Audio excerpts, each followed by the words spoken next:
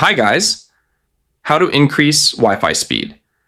On Windows, now open the Windows search bar, type Control Panel, and select it, and then click on Network and Internet, followed by Network and Sharing Center.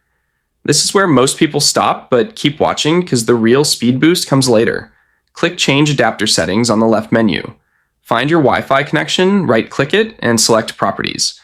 This step is critical, so don't skip it. Double-click Internet Protocol version 4, TCP/IPv4.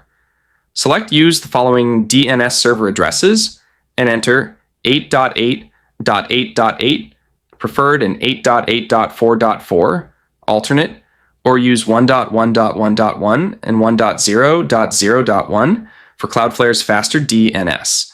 Then click OK. Here's the secret tip most people miss. Right-click your Wi-Fi adapter again, choose Properties, and click Configure. Go to the Advanced tab. Change band selection to 5G only, and change preferred band to prefer 5 GHz band. This alone can double your internet speed.